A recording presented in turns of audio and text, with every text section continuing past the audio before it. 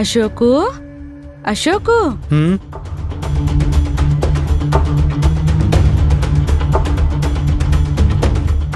ಅಶೋಕು ನೀನು ಆಫೀಸ್ಗೆ ಹೋಗ್ಬೇಕಾದ್ರೆ ಪಾಪ ಆ ರಜನಿನೂ ಕರ್ಕೊಂಡು ಹೋಗೋ.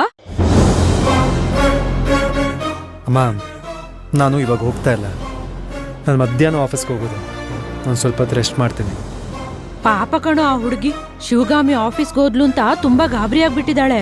ಅವರೇ ಆಫೀಸ್ಗೆ ಹೋದ್ರು, ನಾನಿನ್ನು ರೆಡಿನೇ ಆಗ್ಲಿಲ್ವಲ್ಲ ಅಂತ ಕೊರಗ್ತಿದ್ದಾಳೆ.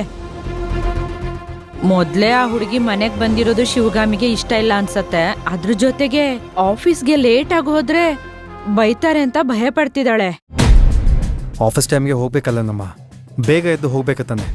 ಅಯ್ಯೋ, ಆ ಮಗು ಬೆಳಗ್ಗೆ 5:15ಗೆ ಎದ್ಲು ಕಣೋ. ಮನೆಯೆಲ್ಲ ಕ್ಲೀನ್ ಮಾಡಿದ್ಲು, ನಿನಗೆ ಕಾಫಿ ಮಾಡ್ಕೊಂಬಂದ್ ಕೊಟ್ಲು. ನೀನೇ ನೋಡ್ದೆ ತಾನೆ?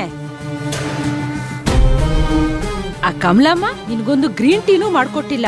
ಎಷ್ಟು ಸೊಕ್ಕಿರ್ಬೇಕು ಅವಳಿಗೆ. ಅಂತದ್ರಲ್ಲಿ ಇವಳು ಬೆಳಗ್ಗೆ ಬೇಗನೆ ಎದ್ದು ಎಲ್ಲಾ ಕೆಲ್ಸ ಮುಗಿಸಿ ನಿನಗೆ ಕಾಫಿನೂ ಮಾಡ್ಕೊಟ್ಟಿದ್ದಾಳೆ. ಇವಾಗ್ಲೂ ಕೆಲ್ಸ ಮಾಡ್ತಿದ್ಲು ಕಣೋ. ಪಾಪ ಪೆದ್ದು ಕಣೋ ಆ ಹುಡುಗಿ. ಟೈಮೇ ನೋಡ್ಕೊಂಡಿಲ್ಲ.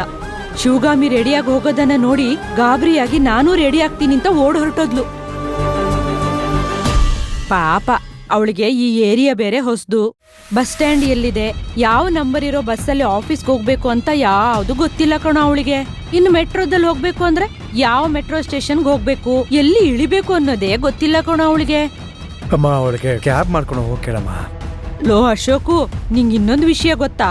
ಈ ಏರಿಯಾದಲ್ಲಿ ಕ್ಯಾಬೇ ಸಿಗಲ್ಲ ಕಣೋ. ಒಮ್ಮೊಮ್ಮೆ 2 ನಿಮಿಷಕ್ಕೂ ಕ್ಯಾಬ್ ಸಿಗತ್ತೆ, ಒಮ್ಮೊಮ್ಮೆ ಅರ್ಧ ಗಂಟೆ ಕಾದ್ರೂ ಕ್ಯಾಬ್ ಸಿಗಲ್ಲ. ಅಶೋಕು, ಇದೊಂದ್ಸಲ ಅವಳಿಗೆ ಸಹಾಯ ಮಾಡ್ಬಿಡು.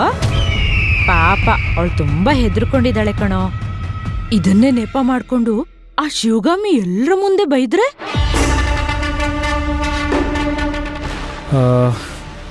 ಆಯ್ತಮ್ಮ, ಅವಳಿಗೆ ರೆಡಿ ಆಗಕ್ಕೆ ಹೇಳು. ನಾನು ರೆಡಿ ಆಗಿ ಬರ್ತೀನಿ. ಅವಳು ಆಗ್ಲೇ ರೆಡಿ ಆಗಕ್ ಹೋದ್ಲು ಕಣೋ. ನೀನ್ ಸ್ವಲ್ಪ ಬೇಗ ರೆಡಿ ಆಗ್ಬಿಟ್ ಬಾರಪ್ಪ. ನಾನೇನು 1.5 ಗಂಟೆ ತಗೋತೀನ. ಬೇಗ ರೆಡಿ ಆಗಿ ಬರ್ತೀನಿ.